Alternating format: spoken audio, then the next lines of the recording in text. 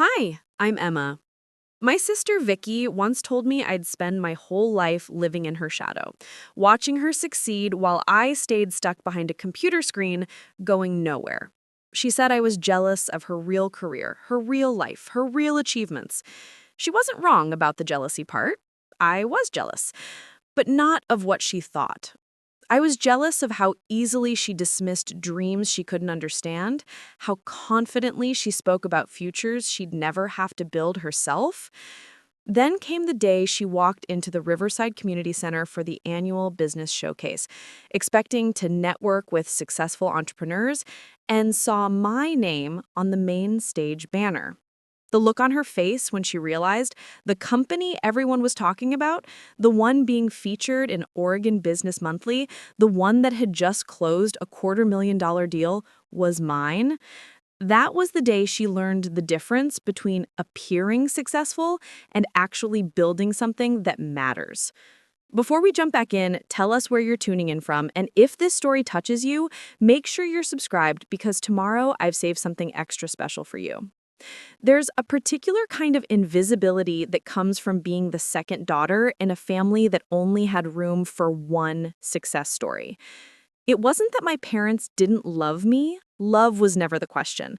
It was attention, recognition, the assumption that one child would naturally excel while the other would naturally follow.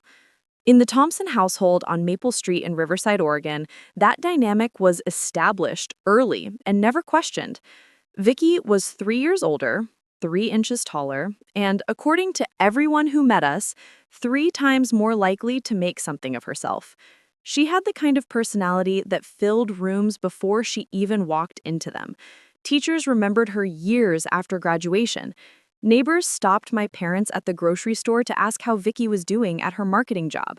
She wore success like expensive perfume, and everyone around her seemed intoxicated by it. I learned to navigate the spaces she left behind, the dinner conversations that had moved on by the time I thought of something to contribute, the family photos where I stood slightly to the side, never quite centered, the birthday parties where her achievements were discussed more than my actual birthday. It wasn't malicious, just natural.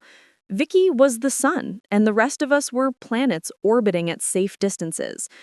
My parents, Linda and Bob Thompson, were good people who worked hard and wanted their daughters to do better than they had.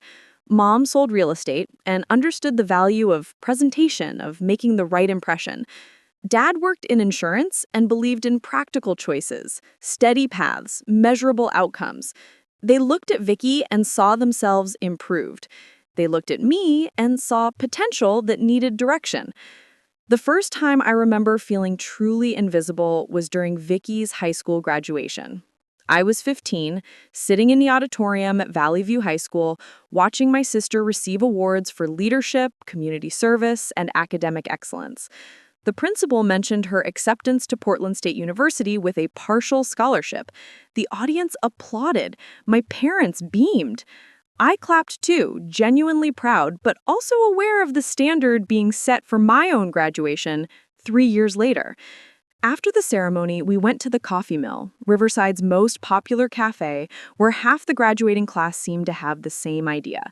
People kept stopping by our table to congratulate Vicky, to tell my parents how lucky they were, to ask about her college plans. I sat quietly, drinking my hot chocolate, invisible in the way that younger siblings often are during their older siblings' moments of success. That night, as I helped clear the dinner dishes, my mother put her hand on my shoulder. "Your turn will come, sweetheart," she said gently. "Just remember, not everyone needs to be the star. Some people are meant to support the stars, and that's just as important." She meant it as comfort, but it landed like a prediction I wasn't sure I wanted fulfilled. High school for me was a careful balance of staying out of Vicky's shadow while not creating new shadows of my own. I joined the computer club, not because it was prestigious, but because it was mine. Mrs. Helen Davis, the computer science teacher, was the first adult who seemed to see something in me that wasn't defined by comparison to my sister. She introduced me to programming languages like they were foreign countries I might want to visit.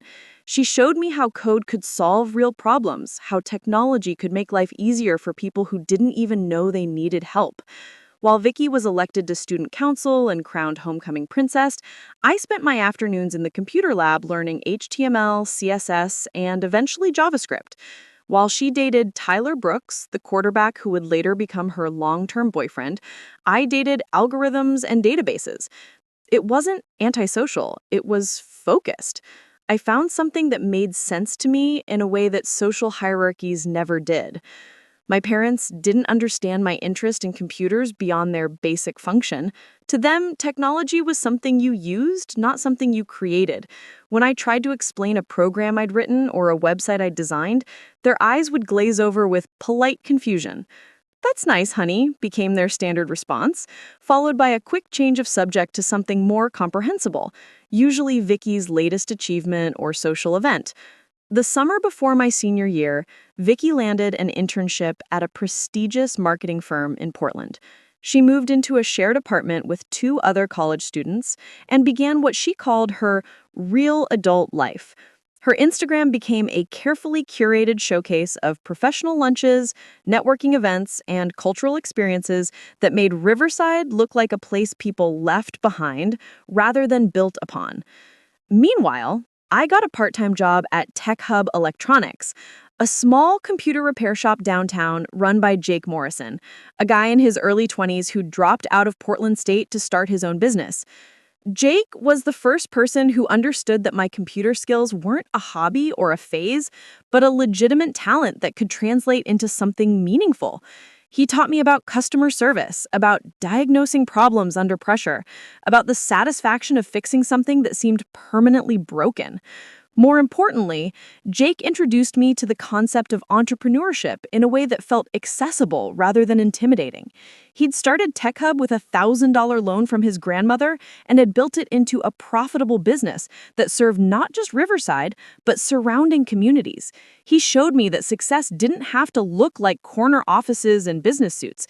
Sometimes it looked like solving problems for people who needed help, one customer at a time. During my senior year, while Vicky was finishing her degree and securing a full-time position at her internship company, I was developing my first real application. It started as a solution to a problem I'd noticed at Tech Hub. Small businesses in Riverside struggled with inventory management, employee scheduling, and customer communication. But existing software solutions were either too expensive or too complicated for their needs. I spent months building a simple, intuitive app that could handle basic business operations without requiring a computer science degree to operate. I tested it with Jake first, then with a few other local businesses who were willing to try something new. The feedback was encouraging. The app worked. More than that, it solved real problems for real people. But at home, my project was met with benign dismissal. When I tried to explain what I was building, my father would nod politely and ask when I planned to apply to college. When I showed my mother the positive feedback from local business owners, she'd smile and suggest I consider a business degree to give me a foundation for my computer interests. The assumption was always that what Preparing and narrating this story took us a lot of time, so if you are enjoying it, subscribe to our channel. It means a lot to us. Now back to the story. What I was doing was preliminary, a stepping stone to something more traditional and recognizable. Vicky, visiting for Christmas break during my senior year, was more direct in her assessment. We were sitting in our shared childhood bedroom, now dominated by her college textbooks and marketing materials. She was applying a lip gloss in the mirror while I worked on my laptop, debugging a new feature for my app. "You know," she said, not looking away from her reflection, "you're going to have to figure out what you want to do with your life eventually. Playing around with computers is fine as a hobby, but you can't build a career out of hiding in your room." I looked up from my screen. "I'm not hiding. I'm working." "On what? Another little program that 5 people will use?" She turned around, her expression not cruel, but condescending in the way that felt worse than cruelty. "Emma, I'm saying this because I care about you. You're smart, but you're wasting your potential on stuff that doesn't matter. You could get a business degree, maybe work in tech marketing or something related to your interests, but more professional. This is professional? I said quietly. These businesses are paying for my app. It's solving problems for them. Vicky laughed, not maliciously, but with the kind of dismissive amusement reserved for children's ambitious plans. Okay, but that's not the same as having a real career. You're always going to be jealous of people who choose traditional paths because traditional paths have traditional rewards: security, recognition, respect. You can't get that from coding in your bedroom. Her words stung because they echoed fears I'd been carrying but hadn't articulated. Was I choosing technology because I was good at it, or because it felt safer than competing in arenas where Vicky had already established dominance? Was my app development a legitimate business pursuit, or an elaborate form of procrastination? That conversation stayed with me through the rest of my senior year. Even as my app gained more users and generated more revenue, I questioned whether I was building something real or just delaying the inevitable transition to a more conventional life. My parents encouraged me to apply to college, and I did, though my heart wasn't entirely in it. I was accepted to several schools with decent computer science programs, but I deferred enrollment, telling my family I wanted to take a gap year to save money and gain work experience. In reality, I was buying time to see if my app could become something bigger than a side project. I continued working at Tech Hub, using my evenings and weekends to improve my software and acquire new business clients. Jake was supportive, allowing me to use the shop's internet and workspace for my development projects. He also introduced me to other local entrepreneurs who became both customers and informal mentors. One of these mentors was Mr. David Kim, who owned 3 small restaurants in the area and had been struggling with employee scheduling and inventory coordination across his locations. My app helped streamline his operations so effectively that he became my biggest advocate, recommending my services to other business owners and even offering to invest in my company if I wanted to expand. By the time Vicky graduated from college and started her full-time marketing position, my app had grown from a local solution to a regional service with clients across Oregon and into Washington state. I'd incorporated as streamlined solutions, partly to create professional credibility and partly to separate my business identity from my personal one. My family knew I was doing computer work, but they didn't know the scope or success of what I had built. This secrecy wasn't entirely intentional. Initially, I downplayed my business progress because I was still uncertain about its long-term viability. Later, I continued downplaying it because I'd learned that my family's attention often came with expectations and pressure I wasn't ready to handle. It was easier to let them think I was still figuring things out while I focused on building something sustainable and meaningful. Vicky, now living in her own apartment in Portland and earning what she described as a real salary with real benefits, began visiting Riverside less frequently. When she did come home, her conversations centered on her professional growth, her networking achievements, and her plans for advancement within her company. She spoke about her work with the confidence of someone who chose correctly, who was on a path that made sense to everyone around her. During one of these visits, about a year after her graduation, we were having coffee at the coffee mill when she brought up my future again. She had just finished describing a successful marketing campaign she had developed for a regional client, and the conversation had naturally shifted to my own pursuits. "So," she said, stirring cream into her latte, "have you figured out what you're going to do? I mean, long term. You can't work at that computer shop forever." "I'm doing fine," I replied, deliberately vague. "The business is growing." "What business?" she asked, genuinely confused. "You mean Jake's shop?" "No, my app development company. I have clients now, real businesses using my software." Vicky's expression shifted to something between amusement and concern. "Emma, that's not a business. That's freelancing, maybe consulting at best. You need to think bigger, more strategic. You have skills, but you need to package them in a way that creates actual career opportunities." I felt the familiar frustration rising in my chest, the feeling of being misunderstood by someone who should know me better. "This is actual career," I said quietly. "These businesses are paying for my app. It's solving problems for them. Vicky laughed, not maliciously, but with the kind of dismissive amusement reserved for children's ambitious plans. Okay, but that's not the same as having a real career. You're always going to be jealous of people who choose traditional paths because traditional paths have traditional rewards, security, recognition, respect. You can't get that from coding in your bedroom. Opportunities. I'm making more money than most of our high school classmates who went the traditional route. Money from where? How many clients do you actually have? And what happens when they decide they don't need your services anymore? Her questions weren't asked with cruelty, but with the kind of practical concern that felt dismissive of possibilities she couldn't immediately categorize. I could have told her about my growing client base, about the recurring revenue model I'd developed, about the business inquiries I was getting from companies outside the Pacific Northwest. Instead, I found myself deflecting, changing the subject, protecting information that felt too precious to expose to skepticism I wasn't prepared to address. Looking back, I realized that conversation was the moment I consciously decided to let my family continue underestimating what I was building. It wasn't just about protecting my business from criticism, it was about protecting myself from the possibility that their doubts might prove correct. As long as I kept my success private, I maintained control over how it was defined and valued. Grandma Rose was the exception to this family pattern of benign dismissal. My maternal grandmother lived at Riverfront Gardens, a senior community downtown that was close enough for regular visits but far enough from our house to feel like entering a different world. Rose had been a librarian before retirement, and she understood the value of quiet observation and patient learning.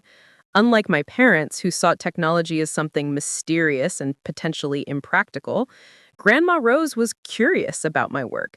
She asked questions that demonstrated genuine interest rather than polite obligation. She wanted to understand not just what I was building, but why it mattered to the people who used it. Her questions helped me articulate the value of my work in ways I'd never been forced to before. During one of our regular Sunday visits, I brought my laptop and showed her the dashboard of my app, explaining how it helped a local bakery manage their orders and inventory more efficiently. She watched intently as I demonstrated the features, asking clarifying questions about how the data was organized and how the business owner accessed information. "This is remarkable," she said when I finished the demonstration. "You've created something that makes people's lives easier. That's not a small thing, Emma. That's the kind of work that builds communities." Her validation meant more to me than she probably realized.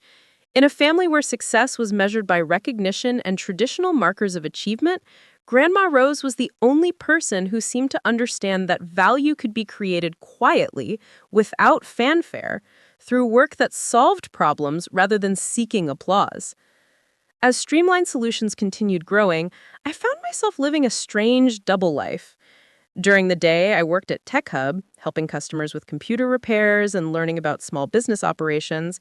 In the evenings and weekends, I was the founder and lead developer of a software company that was generating six-figure annual revenue and serving clients across multiple states. At family dinners, I was still the daughter who played with computers and needed to find direction in her life. Part 2. The Established Order. The Thompson family dynamic wasn't cruel, just predictably unbalanced. Every Sunday dinner at our house on Maple Street followed the same script. Mom would ask about work, Dad would discuss practical concerns, and Vicky would dominate the conversation with stories from her marketing firm. I'd listen, contribute when asked direct questions, and clear the table while Vicky moved to the living room to show Mom her latest Instagram posts or professional headshots. These weren't conscious exclusions. They were the natural result of having one child who thrived on attention and another who'd learned to function without it. Vicky had mastered the art of making her life sound like an ongoing adventure worth following. Her job involved client presentations, team-building retreats, and networking events that generated endless anecdotes about workplace politics and professional victories. My work at Tech Hub didn't translate into dinner conversation as easily. How do you make troubleshooting a hard drive sound as engaging as landing a new marketing account? How do you explain the satisfaction of solving a complex coding problem to people who see computers as appliances rather than creative tools? I had learned to summarize my days in ways that didn't require follow-up questions. Work was fine, helped some customers, fixed some problems. The disparity in attention wasn't limited to career talk. When Vicky started dating Tyler Brooks during her senior year of high school, his integration into our family felt seamless. Tyler was everything parents wanted in a daughter's boyfriend: polite, ambitious, from a good family with clear plans for his future. He studied business at Portland State, played intramural sports, and spoke confidently about his post-graduation goals. Tyler treated me with the kind of casual dismissal that older boyfriends often show their girlfriends' younger siblings. I wasn't a threat or a concern, just background noise that came with the territory of dating Vicky. He'd acknowledge me politely when he came over for dinner, include me in group conversations when necessary, but never showed genuine interest in what I thought or did. During Tyler's junior year, when he was considering internships, my father actually spent an entire evening helping him research opportunities and prepare application materials. They sat at the kitchen table with Tyler's laptop, discussing industry contacts and interview strategies. I watched from the doorway, genuinely happy that Tyler was getting support, but also aware that no one had ever offered me that kind of focused career guidance. When I mentioned this observation to my mother later, she seemed genuinely surprised by my perspective. Honey, Tyler asked for help with something specific. If you want advice about job applications or career planning, you just need to ask. Her response wasn't defensive, just practical, but it highlighted how different our communication styles had become. I'd grown so accustomed to figuring things out independently that asking for help felt like admitting incompetence. More importantly, I wasn't sure my parents could offer useful guidance about the path I was choosing. How could my father, who sold insurance policies, advise me about app development? How could my mother, who understood real estate markets, help me navigate software entrepreneurship? The summer after my graduation, when Vicky moved back home briefly before starting her full-time marketing position, the contrast in our post-high school trajectories became even more apparent. Vicky spent her days preparing for her new job, Shopping for professional clothing, setting up her Portland apartment, and planning social events with college friends who were also entering the workforce. I spent my days at Tech Hub, working on customer repairs and developing my app during slow periods.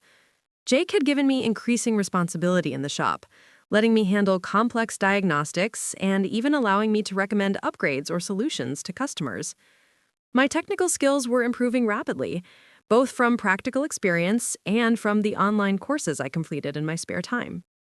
But at home, my professional development looked like stagnation compared to Vicky's obvious progress toward traditional adult milestones. She had business cards, a salary with benefits, and an apartment lease. I had a part-time job at a small shop and what everyone assumed was a hobby that might eventually develop into something more substantial. The difference in how our choices were perceived by extended family became particularly apparent during our annual summer barbecue. My parents invited relatives, family friends, and neighbors for an afternoon of food and socializing in our backyard. These gatherings had become informal showcases of family achievements, opportunities for parents to update each other on their children's progress. Vicky arrived with Tyler, both dressed in casual professional attire that somehow managed to look both relaxed and impressive. They moved through the party like young politicians, engaging different groups in conversations about their careers, their apartment hunt, their 5-year plans. Vicky had perfected the art of discussing her marketing work in ways that sounded both sophisticated and accessible, giving people just enough detail to be impressed without overwhelming them with industry jargon. My Uncle Jim, Dad's older brother who worked in construction, spent 10 minutes talking with Vicky about a marketing campaign for a local home improvement company. "It's so interesting how you think about reaching customers," he said. "I never considered how much strategy goes into those advertisements I see everywhere." When Uncle Jim asked about my plans, I mentioned my app development work and my job at Tech Hub. His response was polite but brief. That's nice. Computers are definitely important these days. I'm sure you'll figure out how to turn that into something steady eventually. The assumption embedded in his comment that my current work was preliminary rather than substantive reflected a broader family perception I'd been noticing for months. Everyone seemed to view my technical skills as valuable preparation for an eventual, real career, not as the foundation of a career that was already developing. Mrs. Patricia Wells, our next-door neighbor, whose daughter had become a nurse, offered similar sentiments when she learned about my gap year decision. Smart thinking, taking time to explore your options. There are so many opportunities in healthcare technology these days. Hospitals need people who understand computers. These conversations weren't malicious, but they revealed how little people understood about what I was actually doing. The assumption was always that my computer skills needed to be applied within established industries and traditional employment structures. The possibility that I might be creating something new rather than joining something existing didn't seem to occur to most adults in my orbit. Vicky, overhearing some of these exchanges, later pulled me aside with what she intended as helpful advice. We were sitting on the back porch steps, watching our cousins play volleyball on the lawn, when she brought up the Porty conversations.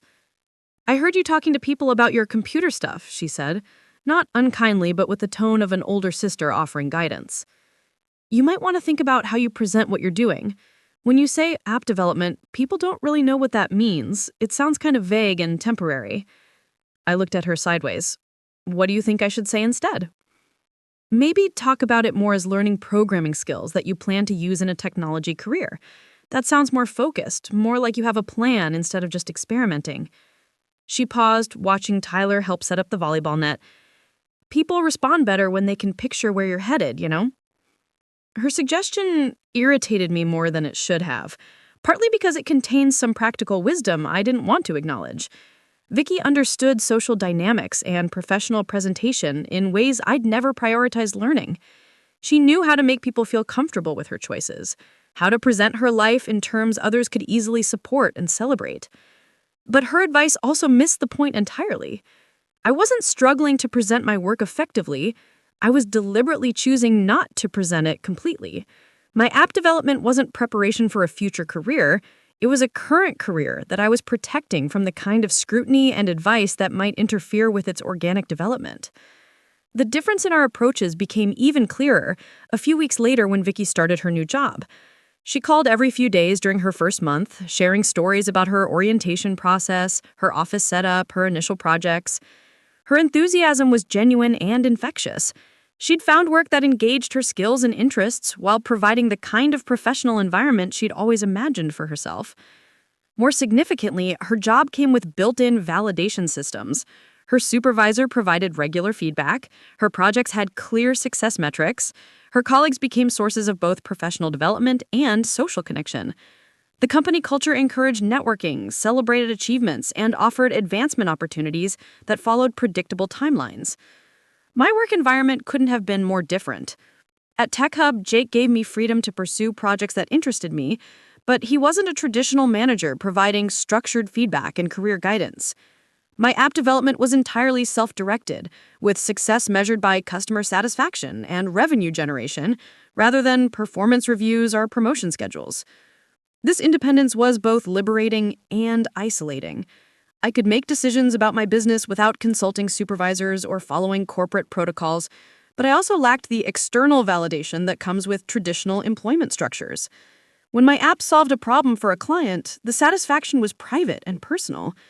When Vicky completed a successful marketing campaign, the recognition was public and professional.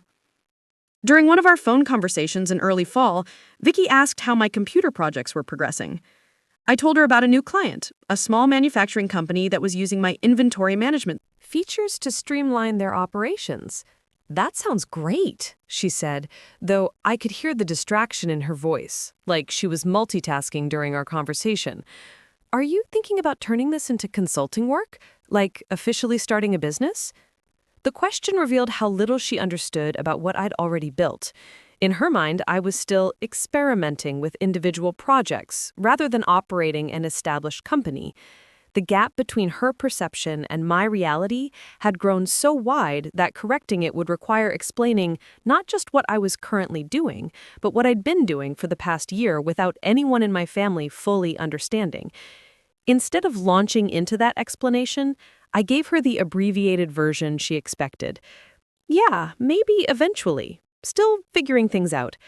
This pattern of deflection had become automatic, a way of avoiding conversations that might lead to unwanted advice or skepticism I wasn't prepared to address. But it also meant that my family's understanding of my life remained frozen in an outdated version of reality, where I was still searching for direction rather than actively building something significant. The consequences of this communication gap became apparent during Thanksgiving dinner. The extended family gathering included my grandparents on both sides, plus aunts, uncles, and cousins, ranging in age from elementary school to early adulthood. These holiday meals traditionally featured informal updates on everyone's lives, particularly the young adults who were navigating early career decisions. Vicky's update was polished and confident. She described her marketing work with specific examples, mentioned a client presentation that had gone particularly well, and outlined her goals for professional development over the next year. Her narrative had clear progression, measurable achievements, and relatable challenges that sparked follow-up questions and supportive comments from relatives. When the conversation turned to me, I found myself struggling to match her clarity and enthusiasm. How do you explain complex technical work to people who use computers primarily for email and social media? How do you describe entrepreneurial challenges to relatives who followed traditional employment paths their entire careers? My grandfather Bob, Dad's father, asked about my college plans. When I mentioned that I'd deferred enrollment to focus on work experience, his expression shifted to polite concern. "What kind of work experience are you getting at that computer shop?" I explained that I was learning customer service, technical troubleshooting, and small business operations, but I could see his confusion. In his generation, work experience meant apprenticeships or entry-level positions that led directly to established career paths. The idea of using a part-time job as a foundation for independent entrepreneurship didn't fit categories he could easily understand or evaluate. My cousin Jennifer, who was finishing her nursing degree, asked about my long-term goals, with genuine curiosity but also underlying assumption that I must be planning to transition to something more conventional. "Are you thinking about going back to school for computer science or business? It seems like you'd be good at technical project management or something like that."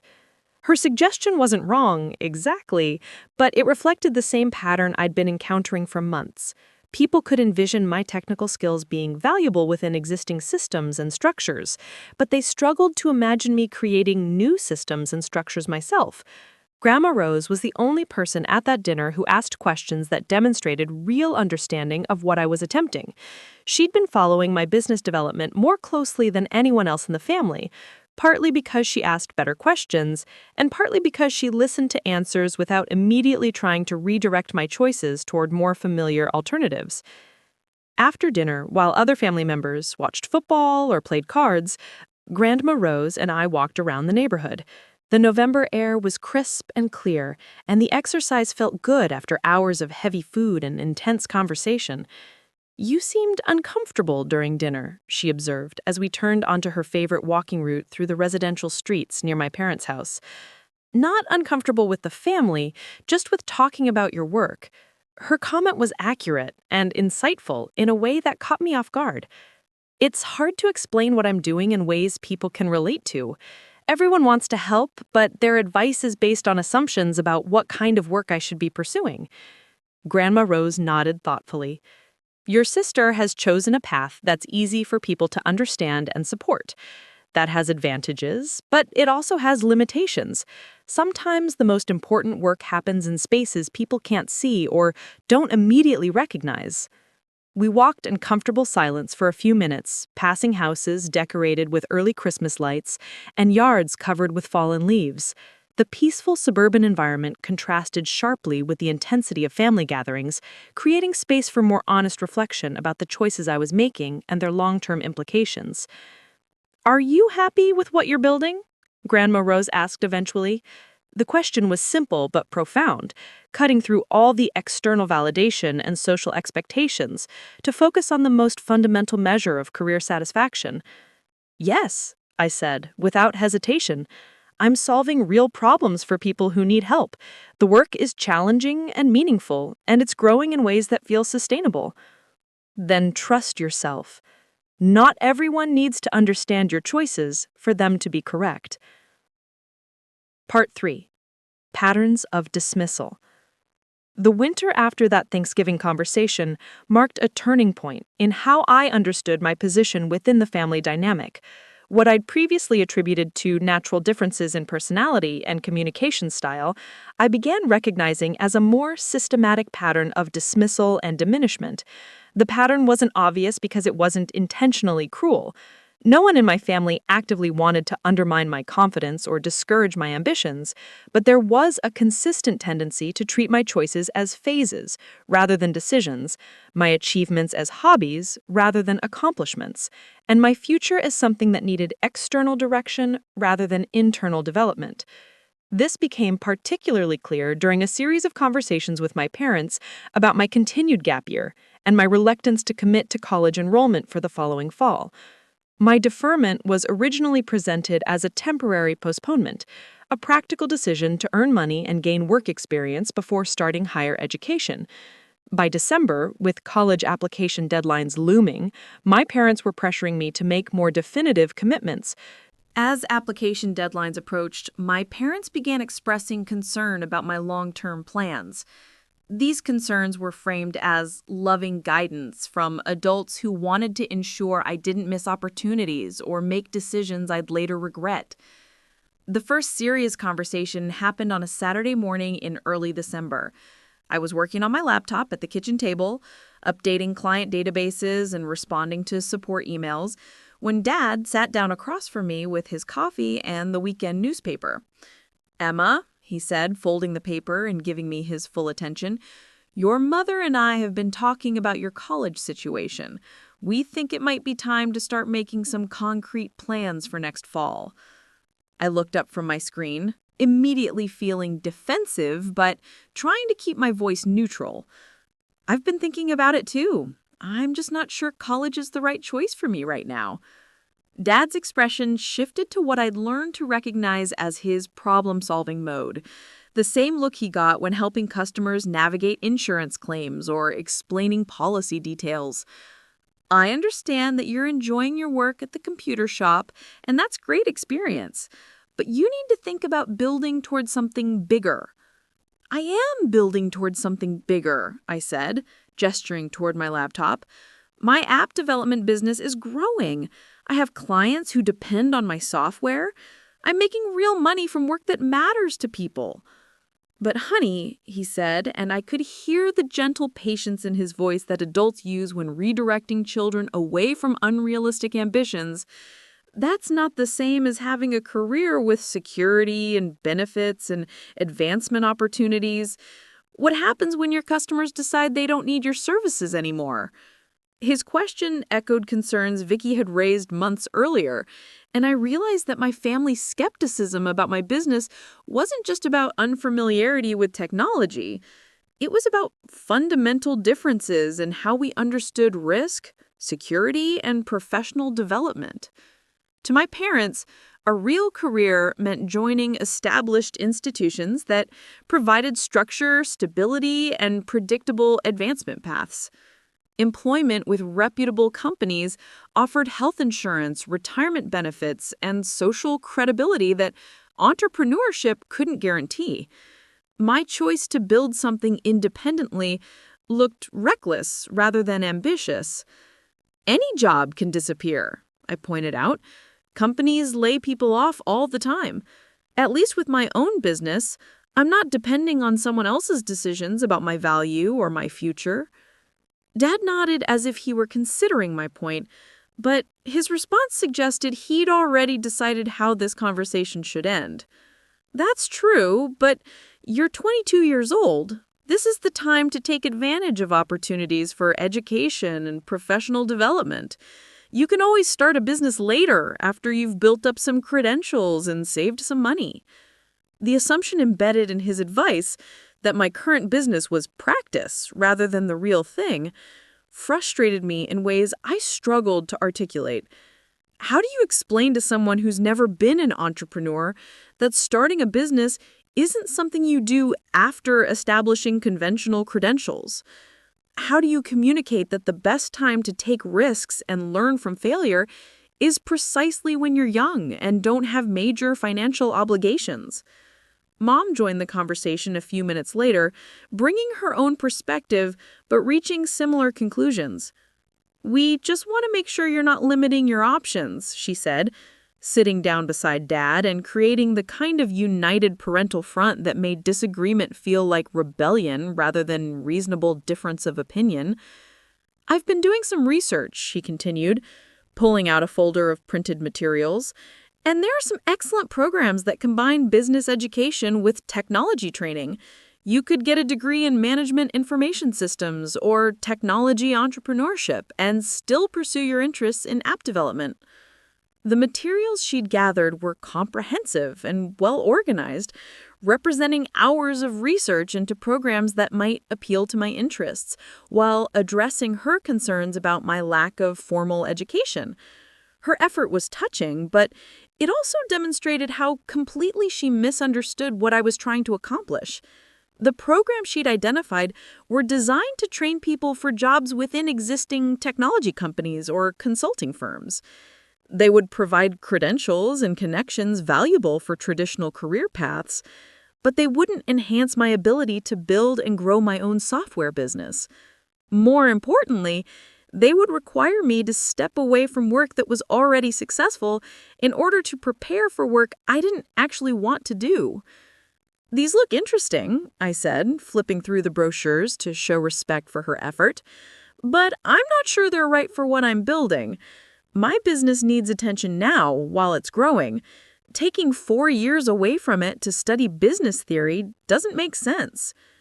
Mom's face showed the kind of disappointment that comes from having your helpful gesture politely rejected.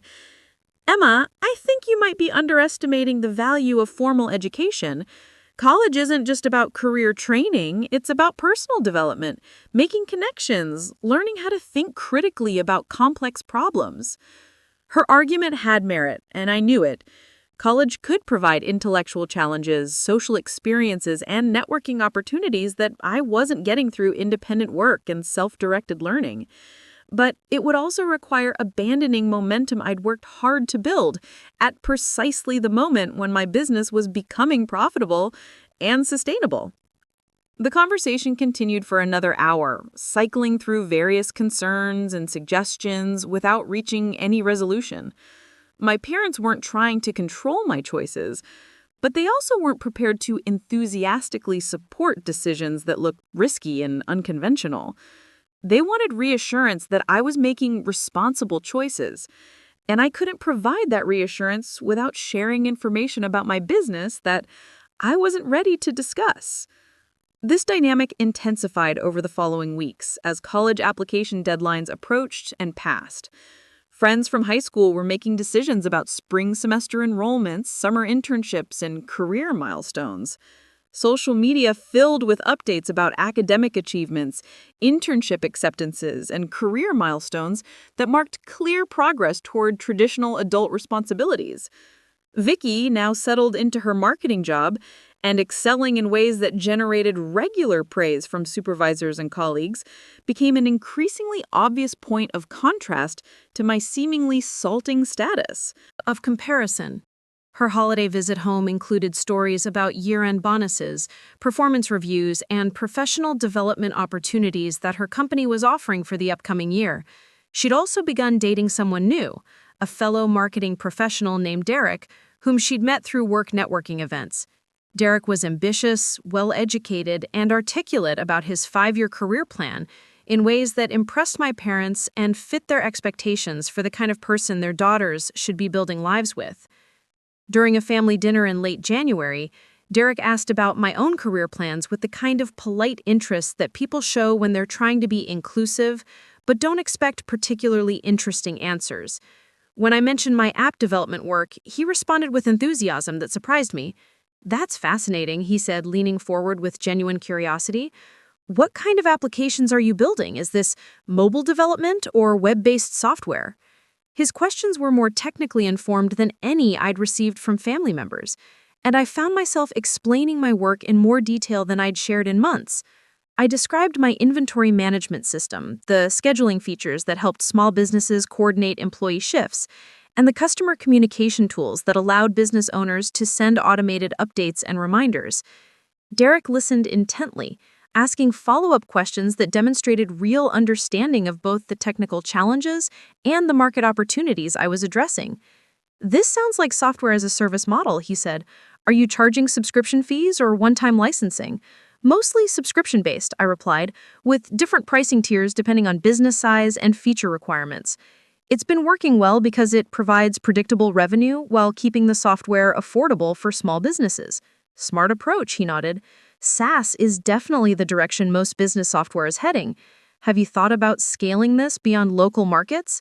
It sounds like you've developed solutions that could work for small businesses anywhere. His response was the first time anyone had engaged with my business as if it were a legitimate enterprise worth taking seriously, rather than a hobby that might eventually develop into something more substantial. The conversation continued for another 20 minutes, covering topics like market research, competitive analysis, and growth strategies that I'd been thinking about, but had never discussed with anyone who understood the context. Vicky seemed pleased that Derek was showing interest in her sister's work, but I noticed her expression shift as our conversation became more detailed and technical. When Derek asked about my annual revenue and customer retention rates, she interrupted with a laugh that sounded slightly forced. "You're getting pretty deep into the business side of things," she said, touching Derek's arm in a gesture that seemed designed to redirect his attention back to her. Emma's still figuring out whether this is something she wants to pursue seriously or just a way to earn money while deciding on college. Her characterization of my work as preliminary exploration rather than established business caught me off guard, partly because it was inaccurate and partly because it revealed how little she understood about what I'd been building. But correcting her in front of Derek would have required sharing information about my business success that I wasn't ready to make public, especially not in a context where it might seem like I was competing with Vicky for attention or validation. Instead, I let her comment stand and changed the subject, but the moment stayed with me long after Derek and Vicky left for their hotel. For the first time, I'd experienced what it felt like to have someone understand and respect my work without qualification or condescension. Derek's questions weren't filtered through assumptions about what I should be doing instead. They were focused on what I was actually accomplishing and where it might lead. The contrast between his response and my family's ongoing skepticism highlighted how much I'd adapted to being misunderstood and underestimated. I'd become so accustomed to downplaying my achievements and deflecting detailed questions about my business that I'd forgotten what it felt like to receive genuine professional interest and respect. This realization became more troubling over the following weeks as I reflected on other ways I'd learned to manage my family's expectations by limiting their access to accurate information about my life. I wasn't lying about my work, but I was consistently presenting incomplete pictures that allowed them to maintain comfortable assumptions about my choices and my future. The gap between their perceptions and reality continued widening as my business grew throughout the spring. By March, Streamline Solutions was serving over 200 clients across 6 states, with recurring monthly revenue exceeding $15,000. I'd hired a part-time customer support specialist and was considering bringing on a junior developer to help with feature development and system maintenance. But at home, my work was still discussed as Emma's computer projects or that app thing she's working on. Family conversations about my future continued to focus on college applications and career planning, as if my business were temporary experimentation rather than a profitable company that was providing full-time employment and generating substantial income. The disconnect became particularly apparent during a conversation with my Aunt Lisa, Mom's sister, who called one afternoon while I was working at home. Aunt Lisa was a nurse practitioner who'd built a successful independent practice, and she'd always been supportive of my technical interests in ways that felt more genuine than most family encouragement. "I've been thinking about you," she said after we'd exchanged pleasantries, "and I wanted to share an opportunity I heard about. One of my colleagues mentioned that the hospital system is looking for someone to help with their technology upgrade project. It would be perfect for someone with your computer skills who wants to get experience in healthcare IT. Her suggestion was well-intentioned and potentially valuable, but it assumed that I was looking for employment opportunities rather than building my own business. When I explained that I was fully occupied with my app development company, she responded with the kind of gentle redirection I'd been receiving from family members for months. "That's wonderful that you're staying busy with your programming projects," she said. "But this hospital position would provide steady income and benefits while you're developing your other interests. You could work on your apps in the evenings and weekends until you know which direction you want to focus on longer." Evenings and weekends, and still have the security of a regular job. Her advice reflected the same fundamental misunderstanding that colored most family discussions about my choices. The assumption was always that my business was supplemental rather than primary, something to pursue alongside more conventional employment rather than instead of it. More significantly, her suggestion revealed that even supportive family members couldn't envision me as a successful entrepreneur who didn't need traditional employment for financial security or professional validation. The possibility that my programming projects had already become a sustainable business that generated more income than most entry-level positions simply wasn't part of the reality they could imagine or accept. This pattern of loving dismissal was perhaps most painful because it came from people who genuinely wanted me to succeed. No one was trying to undermine my confidence or discourage my ambitions. They were offering advice and support based on their understanding of how careers develop and what choices lead to long-term security and satisfaction. But their support was conditional on my eventual transition to more conventional paths that they could understand and celebrate. They were prepared to encourage my technical interests as long as those interests served traditional career goals. They were not prepared to respect my choice to build something entirely independent of the systems and structures they trusted. As spring turned to summer, I found myself increasingly isolated by the gap between my actual life and my family's perception of my life. The success I was experiencing felt hollow when I couldn't share it with people whose opinions mattered to me. The recognition I was receiving from clients and industry contacts felt insufficient when it wasn't balanced by understanding and respect from the people who'd known me longest. Part 4. The Wise Observer.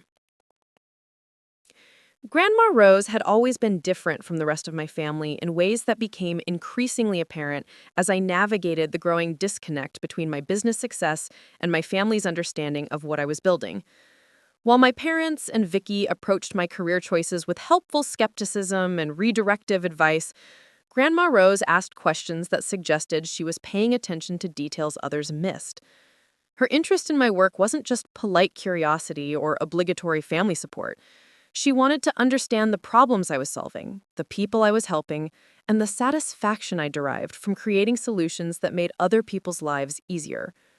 Her questions revealed an appreciation for the craft of software development that surprised me, especially coming from someone who'd spent her career surrounded by books rather than computers. During one of our regular Sunday visits in early February, she asked to see the latest version of my inventory management system. I'd brought my laptop as usual, not necessarily planning to work, but knowing that she enjoyed these demonstrations of what I was building. "Show me how a customer would use this," she said, settling into her favorite chair and adjusting her reading glasses. "Walk me through what happens when someone needs to track their supplies." I opened the application and navigated through the user interface, explaining how a small restaurant owner could input their ingredient inventory, set reorder alerts for items running low, and generate reports showing usage patterns over time. Grandma Rose followed each step carefully, asking clarifying questions about features that weren't immediately obvious.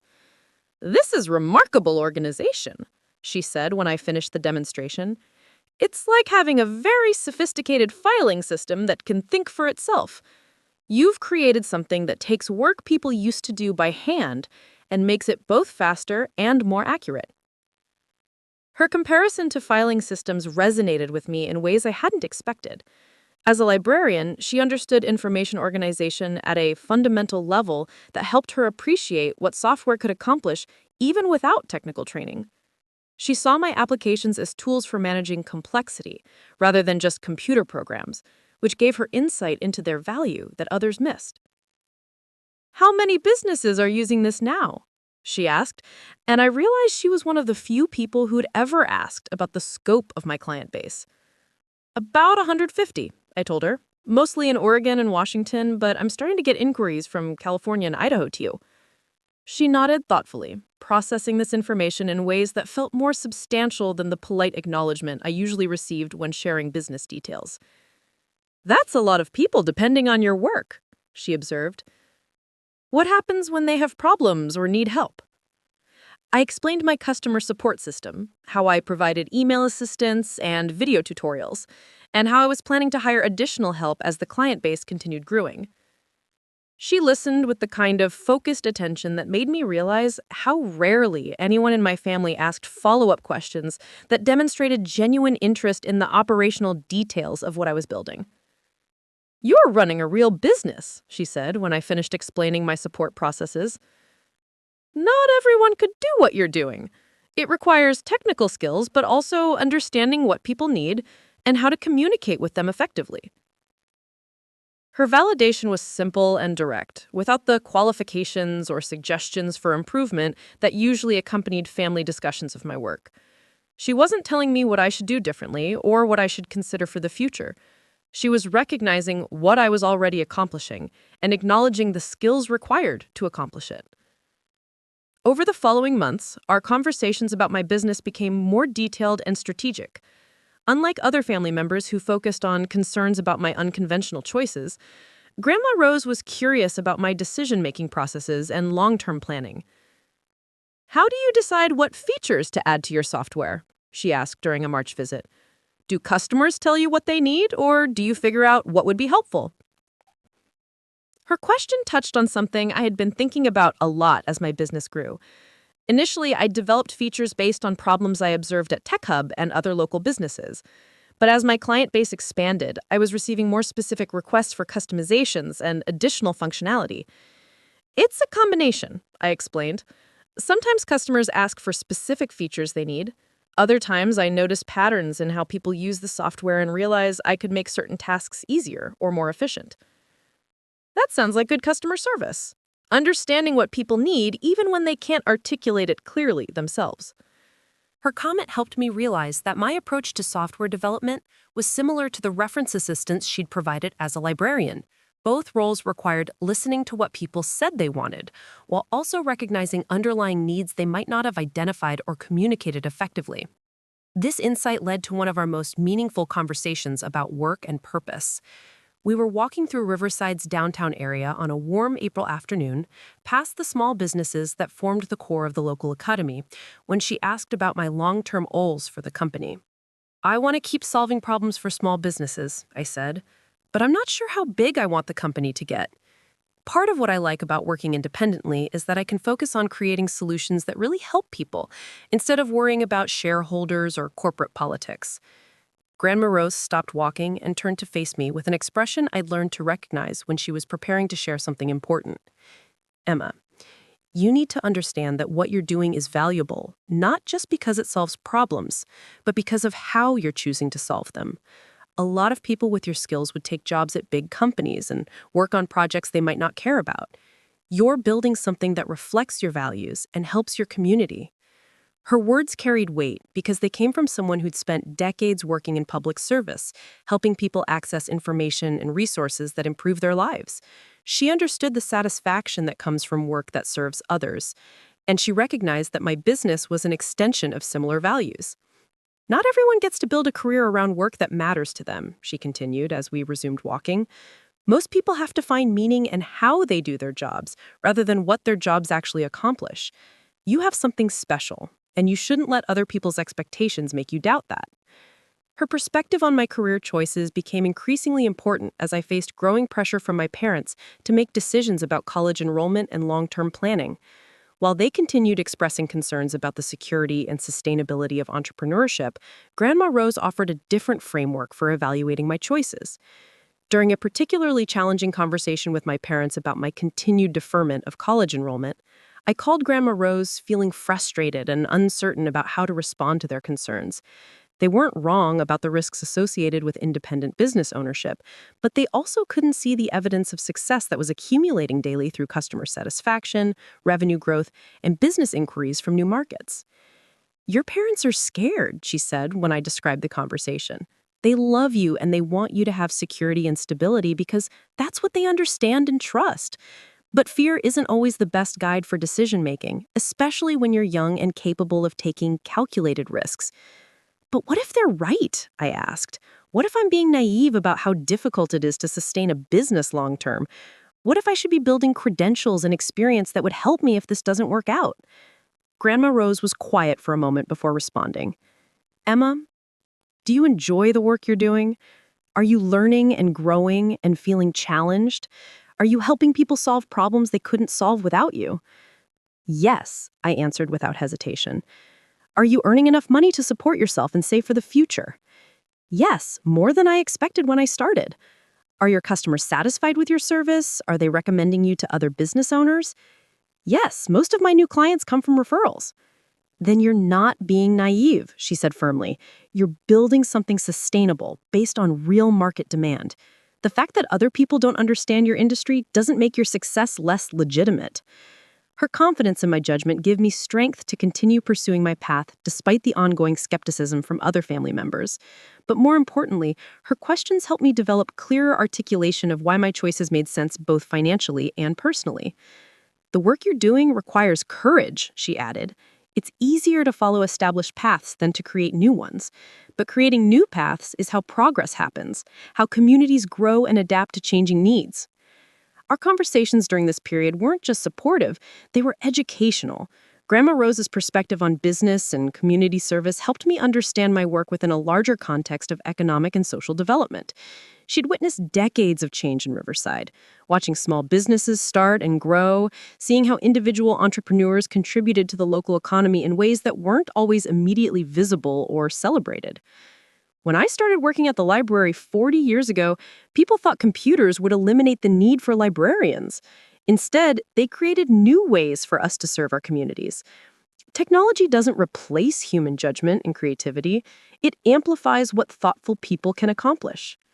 Her perspective on technology and progress was more nuanced than either the uncritical enthusiasm of some younger people or the reflexive suspicion of some older adults. She understood that tools were only as valuable as the purposes they served and the skill with which they were applied. This insight became particularly relevant as I continued developing my business throughout the spring and early summer. My client base was expanding beyond Oregon into neighboring states, and I was receiving inquiries from businesses in markets I'd never directly targeted. The growth was exciting, but also overwhelming, requiring me to make decisions about hiring, infrastructure, and long-term strategy that I'd never anticipated needing to address so quickly. Jake, who had been watching my business development with growing amazement, suggested that I might want to consider scaling back my hours at Tech Hub to focus more completely on streamlined solutions. His suggestion made practical sense, but it also represented a significant psychological step towards fully committing to entrepreneurship, rather than maintaining the safety net of conventional employment. "You're spending more time on customer support emails than you are helping customers here in the shop. And frankly, your app business is probably more valuable to the community than computer repairs. You're helping dozens of businesses operate more efficiently instead of just fixing individual problems." Highlighted a dilemma I've been avoiding for months. My business was successful enough to support me financially, but making it my primary focus would require abandoning the conventional job that provided regular income and social validation from people who understood and respected traditional employment. When I discussed this decision with Grandma Rose, she asked questions that helped me think through the implications more systematically than I'd been doing on my own. "What scares you most about leaving your job at the shop?" she asked. "Losing the steady paycheck," I answered immediately, "and losing the connection to other people's work routines. Running a business from home can be isolating." "Are those practical concerns or psychological concerns?" she pressed gently. I thought about her question carefully. Probably both. My business income is actually more reliable than my shop wages because it comes from multiple sources instead of depending on one employer. But it feels less secure because it's not familiar. And the isolation? That's more complicated. Working at the shop gives me social contact and immediate feedback about whether I'm doing good work. With my business, most of my interaction with clients is through email and phone calls. It's harder to measure whether I'm making a real difference in people's lives. Grandma Rose nodded thoughtfully. Those are reasonable concerns, but they're also problems you can solve. You could rent office space or work from coffee shops to be around other people. You could schedule regular phone calls with your best clients to maintain personal connections. You could join professional organizations or business groups where you'd meet other entrepreneurs. Her suggestions weren't revolutionary, but they helped me realize that my resistance to fully committing to my business wasn't based on insurmountable obstacles. It was based on unfamiliarity with entrepreneurial lifestyle and uncertainty about whether I could create the professional and social support systems that conventional employment provided automatically. The real question, she continued, is whether you believe in what you're building enough to prioritize it over alternatives that feel safer, but might limit your potential. Her framing of the decision as a choice between safety and potential, rather than between conventional and unconventional paths, helped clarify what was actually at stake. I wasn't choosing between success and failure. I was choosing between different definitions of success and different approaches to achieving it. This conversation took place on a Sunday in early June, and by the following Friday, I'd made my decision. I gave Jake 2 weeks' notice, explaining that I wanted to focus completely on growing Streamline Solutions while maintaining our friendship and professional relationship. He was supportive and understanding, even offering to serve as a reference for potential clients who wanted to verify my technical competence and business integrity. The transition from part-time entrepreneurship to full-time business ownership was both liberating and terrifying. For the first time since high school graduation, I had complete control over my schedule, my priorities, and my professional development. I could spend entire days focused on software development, customer service, and strategic planning without dividing my attention between different employers and conflicting responsibilities. But I also lost the social validation that came from conventional employment and the psychological comfort of regular paychecks that didn't depend entirely on my individual performance. The freedom to make independent decisions came with the responsibility for consequences that affected not just my own livelihood, but the operations of businesses that depended on my software and support services. My family's reaction to this transition was predictably mixed. My parents expressed concern about my choice to abandon steady employment in favor of what they still perceived as experimental self-employment. They weren't unsupportive, but they also weren't prepared to celebrate a decision that looked risky and potentially impractical. Vicky's response was more directly critical. During a phone conversation in late June, she questioned whether I was making responsible choices about my financial future and professional development. I just don't understand why you'd give up a real job to focus on something so uncertain, she said. What if your clients decide they don't need your software anymore? What if a bigger company develops something similar and undercuts your prices? Her concerns weren't unreasonable, but they reflected the same fundamental misunderstanding that had characterized family discussions of my business for months. She was evaluating my choices based on traditional employment models rather than entrepreneurial business models, focusing on risks while overlooking evidence of success that was accumulating through customer satisfaction and revenue growth. Every career involves uncertainty, I pointed out. You could lose your marketing job if your company decided to downsize or if the economy took a downturn. At least with my own business, I have some control over the outcome. But Emma, she said, and I could hear the frustration in her voice, that's not the same thing. I have experience, credentials, and professional connections that would help me find another position if something happened to my current job. You're putting all your eggs in a basket that depends completely on your individual effort. Her argument contained valid points about risk management and career security that I couldn't entirely dismiss. Traditional employment did provide certain protections and opportunities that entrepreneurship couldn't guarantee. But her perspective also ignored advantages of business ownership that she couldn't appreciate without understanding the entrepreneurial mindset. I'm building assets, I tried to explain. My software, my client relationships, my reputation in the industry. Those things have value that doesn't disappear if one client decides to leave or if market conditions change. But they're all tied to you personally, she responded. If you get sick or injured or just burned out, everything stops. With a regular job, you have colleagues and systems that can function even when individual employees aren't available.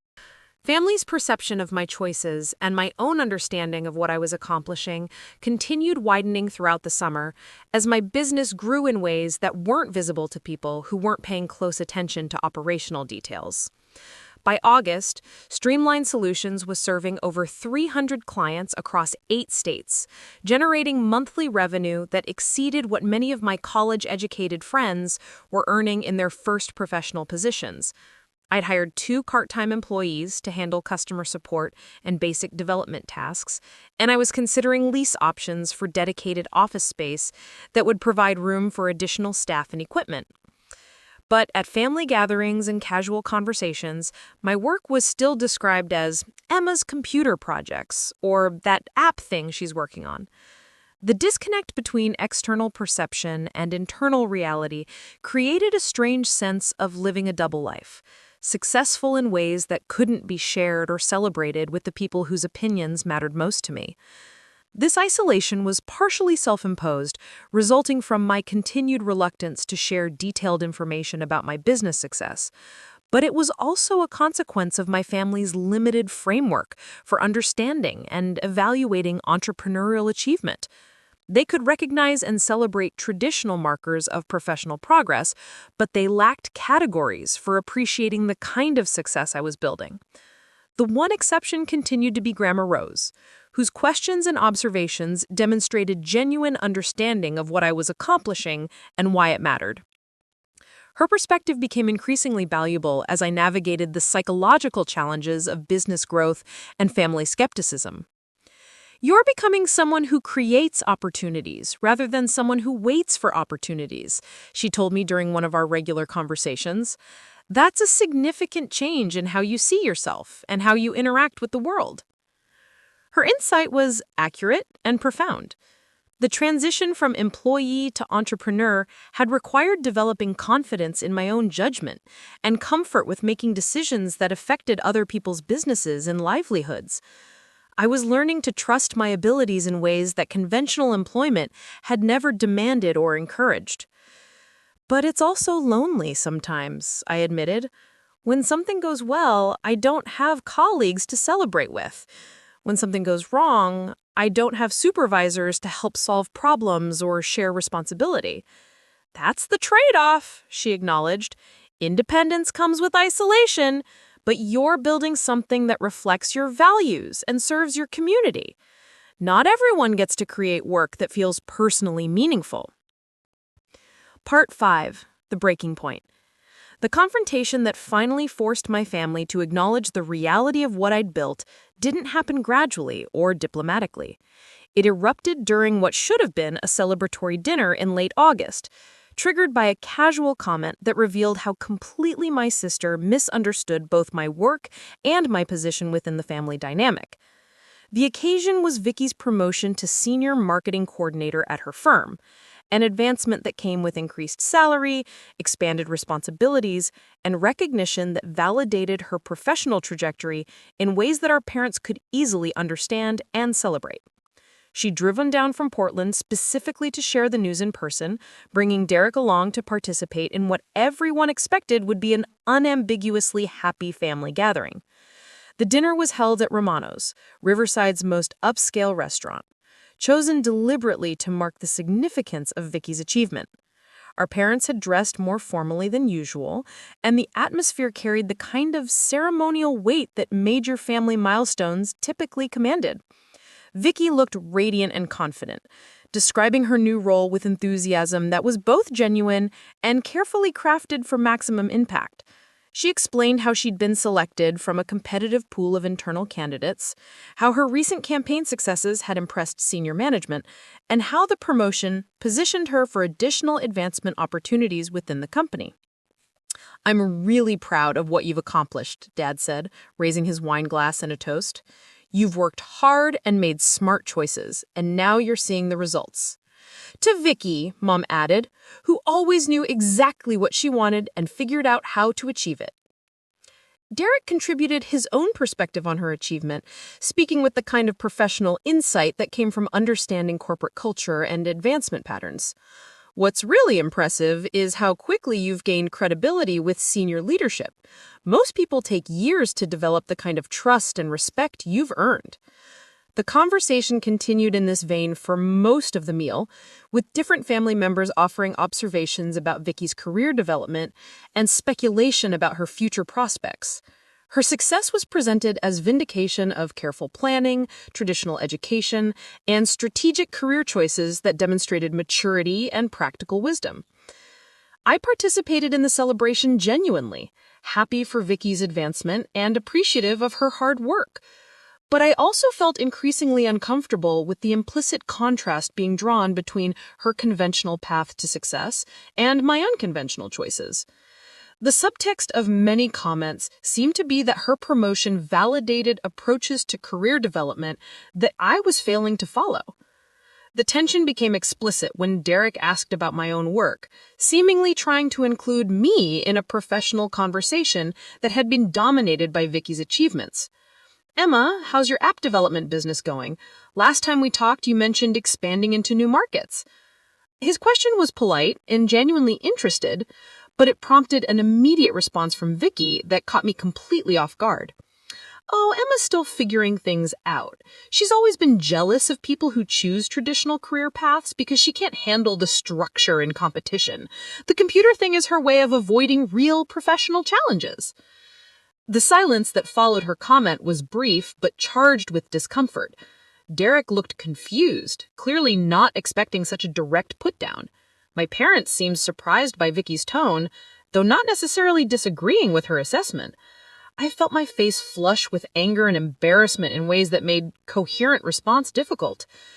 "That's not accurate," I said quietly, trying to keep my voice steady beside the adrenaline coursing through my system. "My business is doing well. I'm Not avoiding anything. Vicky rolled her eyes with theatrical exaggeration. Emma, come on. You've been playing around with this computer stuff for over a year, and what do you have to show for it? You're still living at home, still working part-time jobs, still talking about someday making something of yourself." Her characterization of my situation was so completely wrong that I struggled to formulate a response that wouldn't sound defensive or require revealing information I wasn't prepared to share publicly. How do you correct misconceptions that fundamental without launching into detailed explanations that might seem like bragging or competition seeking? "I'm not working part-time jobs anymore," I said. "My business provides full-time income now." "From how many clients?" Vicky pressed, clearly not believing that my app development could generate substantial revenue. "5? 10? That's not a real business, Emma. That's freelancing at best." Derek shifted uncomfortably in his seat, obviously regretting his decision to ask about my work. My parents looked at each other with expressions that suggested they were unsure whether to intervene or let the conversation continue to its natural conclusion. "I have over 300 clients," I said, feeling my control over the situation slipping away. "My software is used by businesses in 8 states, and I'm generating more revenue than most people our age." Vicky's expression shifted from dismissive amusement to something closer to irritation. "Emma, you don't need to exaggerate to make yourself feel better about your choices. We all know you're doing your best with your interests, but you don't have to pretend it's something bigger than it actually is." Her refusal to believe straightforward facts about my business success was so frustrating that I found myself abandoning the careful discretion I'd maintained about my achievements for over a year. "I'm not exaggerating," I said, pulling out my phone and opening the banking app that showed my business checking account balance. "Look at this." I turned the screen toward her, showing a balance that represented several months of accumulated revenue from Streamline Solutions. The number was substantial enough to challenge anyone's assumptions about the viability of my business, impossible to dismiss as hobby income or casual freelancing. Vicky stared at the screen for several seconds, her expression shifting from skepticism to confusion to something that looked like angry disbelief. "How is that possible?" she asked. "Because I've been building a real business, while everyone assumed I was just playing around. Because I have clients who pay monthly subscription fees for software that solves real problems for their operations." The mood at the table had completely changed. What began as celebration of Vicky's promotion had become confrontation about my hidden success and the family dynamics that had made such secrecy feel necessary. Derek looked like he wanted to disappear. My parents appeared stunned by both the revelation of my business income and the intensity of conflict between their daughters. "Why didn't you tell us about this?" Mom asked, her voice carrying hurt along with surprise. "Because every time I tried to explain what I was building, someone told me what I should be doing instead," I said, turning toward her. "Because you've spent 2 years treating my work like a phase I needed to grow out of, rather than a career I was developing." Dad set down his fork and looked directly at me with an expression I couldn't immediately interpret. "Emma, if you're really making this kind of money from your business, why have you been letting us worry about your financial future? Why have you been living at home and avoiding conversations about college and career planning?" His questions touched on issues I'd been struggling with privately for months. My business success hadn't automatically resolved the psychological and social challenges of choosing an unconventional path that my family couldn't understand or support. Financial independence didn't eliminate my desire for recognition and validation from people whose opinions mattered to me. Because I knew that as soon as I told you how well the business was doing, you'd have opinions about what I should do with the money and advice about how I should be planning for the future. Because I wanted to build something sustainable before exposing it to criticism and suggestions I wasn't ready to handle. Vicky had remained silent during this exchange, staring at my phone screen as if the numbers might change if she looked long enough. When she finally spoke, her voice carried an edge I'd rarely heard from her. "So you've been lying to us for months, letting us think you were struggling and needed guidance, while you were actually making more money than I am?" Her question revealed assumptions about our relationship that I'd never fully recognized. She'd been operating under the belief that her success was meaningful partly because it contrasted with my apparent lack of direction and achievement. My hidden accomplishments threatened not just her understanding of my situation, but her understanding of her own position within the family hierarchy. "I wasn't lying," I said. "I was protecting something important from people who couldn't see its value." "That's not fair, Emma," Mom interjected. "We've always supported your interests. We just wanted to make sure you were making responsible choices about your future." "Supported how?" I asked, feeling emboldened by the shift in conversational dynamics.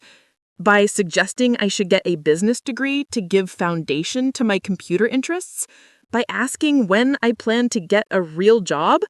By treating my clients like they were imaginary and my revenue like it was play money? The questions hung in the air uncomfortably, challenging narratives about family support and communication that everyone had accepted as accurate. I wasn't being entirely fair, but I also wasn't being entirely wrong. The support I had received had been conditional on my eventual transition to more conventional choices that my family could understand and celebrate. Derek, apparently deciding that diplomatic intervention might help diffuse the tension, asked a question that redirected attention toward practical issues rather than emotional ones. What kind of software are you developing? Is this business-to-business applications or consumer products? His question provided an opportunity to explain my work without the emotional charge that had been building throughout the confrontation.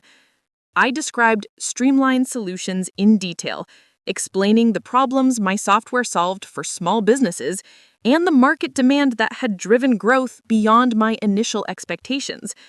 As I talked through the technical and business aspects of what I had built, I watched my family's expressions shift from surprise to something approaching respect.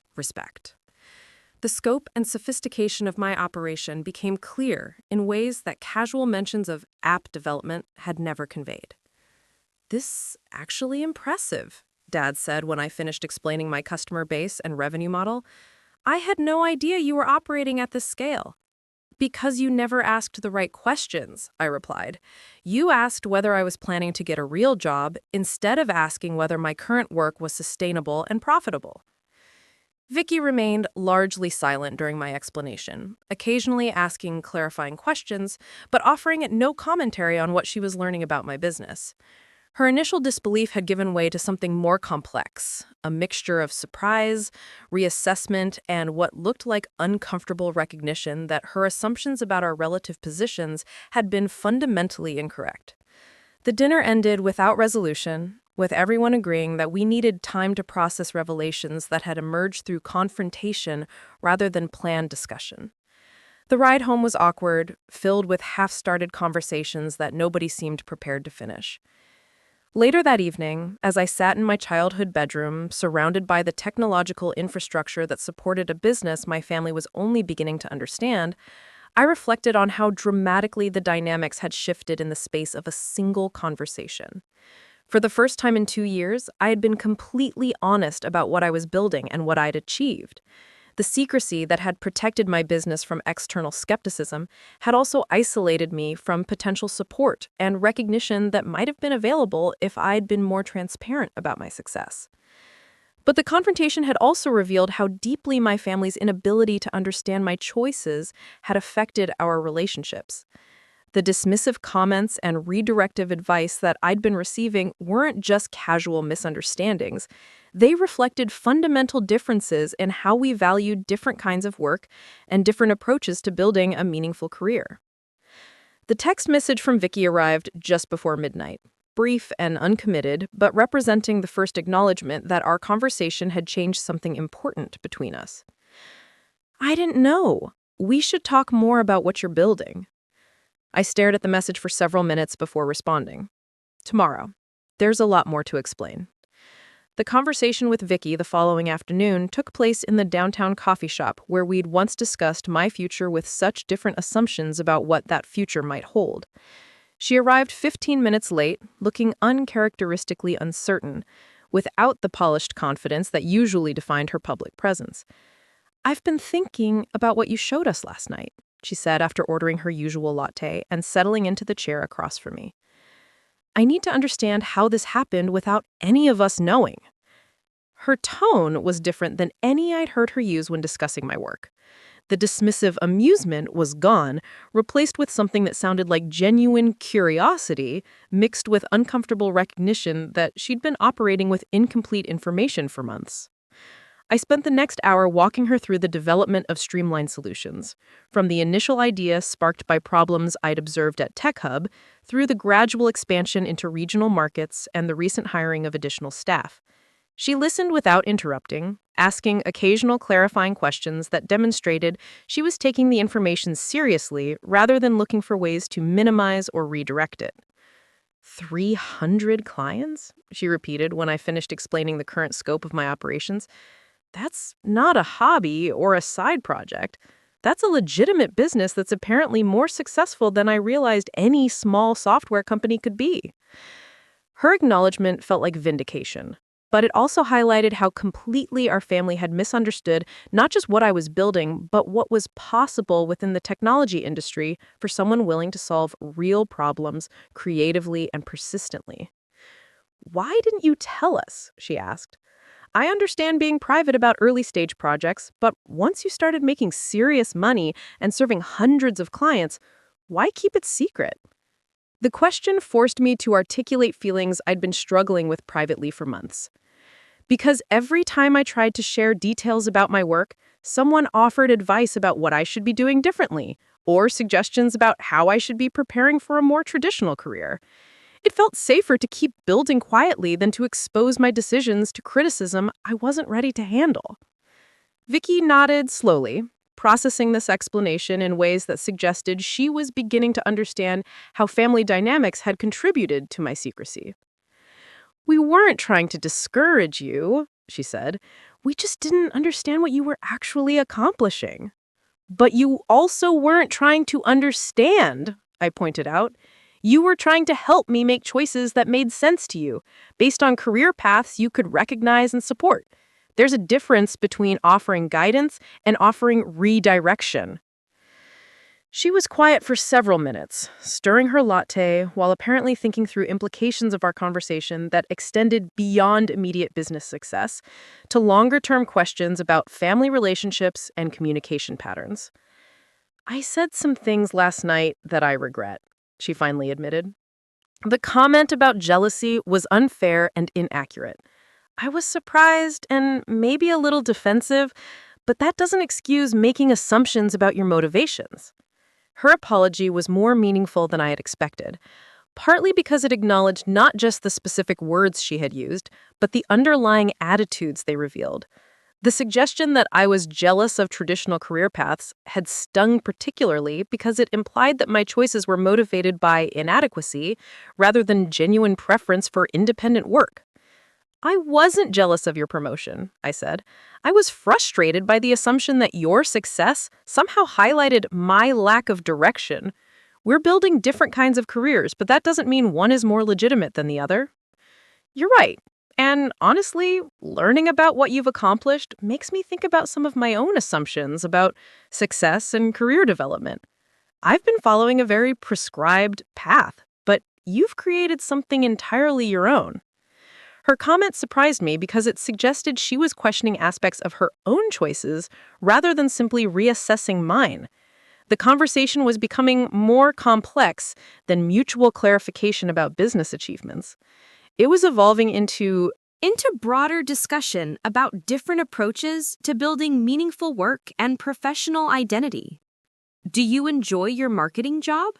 I asked, realizing I'd never directly posed that question despite years of hearing about her career progress. "Most of the time," she answered after a pause.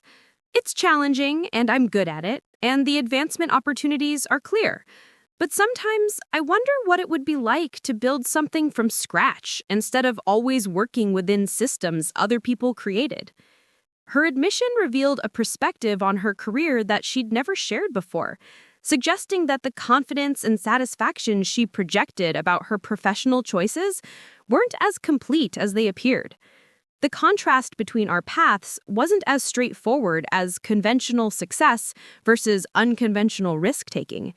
It was about different approaches to balancing security with creativity, structure with independence. "You could start a consulting firm," I suggested. "Use your marketing expertise to help smaller businesses that can't afford big agency services. You have skills and experience that would be valuable in independent practice." She smiled for the first time since sitting down. "That's an interesting idea. I hadn't thought about applying my skills outside corporate environments, but you're right that there's probably demand for marketing help among the kind of businesses you're serving." The possibility of her pursuing entrepreneurship felt both exciting and slightly intimidating. Part of me enjoyed being the family member who'd chosen the unconventional path, whose success challenged traditional assumptions about career development. If Vicky also became an entrepreneur, that distinction would disappear, but our relationship might become more collaborative and mutually supportive. Our conversation was interrupted by the arrival of Derek, who'd apparently been looking for Vicky after she failed to return from what he'd expected would be a brief coffee meeting. His expression suggested he was still processing revelations from the previous evening and uncertain about how to navigate family dynamics that had shifted dramatically overnight. "I hope I'm not interrupting anything important," he said, pulling up a chair and joining our table without waiting for invitation. "We were just talking about business development," Vicky replied. Emma was explaining some ideas about marketing consulting for small businesses. Derek's expression brightened with genuine interest. "That's actually a great market opportunity. A lot of companies in that space need professional marketing help, but can't justify hiring full-time staff or paying agency retainers." His enthusiasm for discussing business strategy felt natural and comfortable in ways that previous family conversations about career planning never had.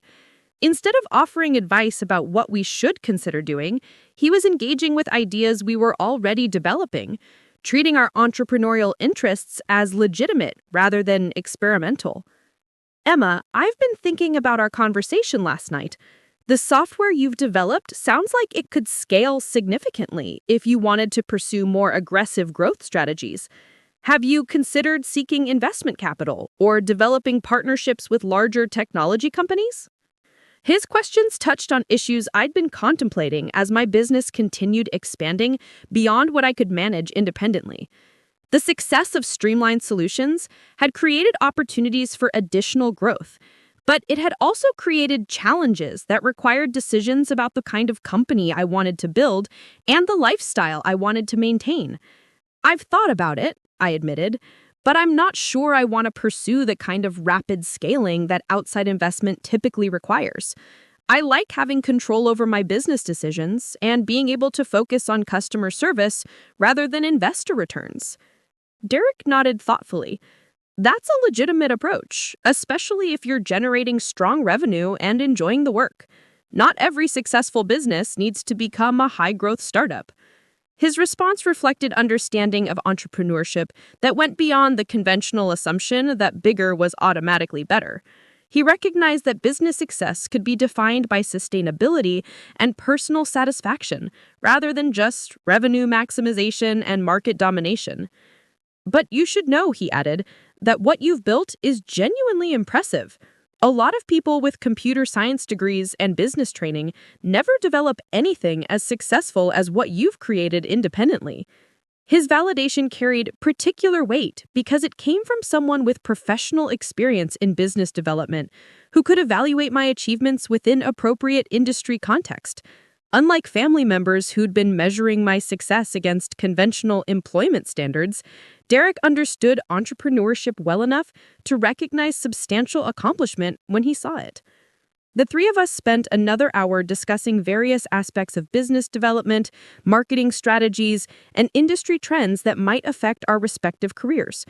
The conversation felt collaborative rather than advisory, with each of us contributing insights based on our different areas of expertise and experience. When we finally prepared to leave, Vicky made a suggestion that surprised me more than anything else that had happened since the previous evening's confrontation. "Would you be interested in having dinner with Mom and Dad this weekend? I think we need to have a proper conversation about your business and what it means for family discussions about career planning and future goals." Her proposal felt both necessary and slightly daunting. The forced revelation of my business success had created an opening for more honest communication about my choices and achievements, but it had also exposed family dynamics and communication patterns that couldn't be easily resolved through single conversations. "I'd like that," I said, "but I want to make sure we're talking about moving forward rather than relitigating the past. I don't need apologies for previous assumptions, but I do need understanding about what I'm building and why it matters to me." "Agreed. And Emma, I want you to know that I'm proud of what you've accomplished. It took courage to pursue something so independent, and it took skill to make it successful." Her words meant more to me than she probably realized. Recognition from Vicky carried particular significance because it represented acknowledgement from someone whose opinion has always mattered to me, even when we disagreed about career choices and life priorities. The family dinner that weekend took place at our house, rather than at a restaurant, creating a more intimate environment for conversations that would likely be both more personal and more detailed than public settings would allow. Mom had prepared my favorite meal, a gesture that felt like an olive branch, and an acknowledgement that previous family discussions about my career might have been less supportive than she'd intended. The conversation began with Dad asking direct questions about my business operations, client base, and revenue projections. His approach was practical and systematic, focused on understanding the financial and operational details that would help him evaluate the sustainability and growth potential of what I'd built. "How do you handle customer support for 300 clients?" he asked. "That seems like it would be overwhelming for one person to manage." I explained my customer service systems, the part-time employees I'd hired, and the automated features that reduced the need for direct intervention in routine operations. He listened carefully, asking follow-up questions that demonstrated he was taking my business seriously as a legitimate enterprise rather than an extended hobby project.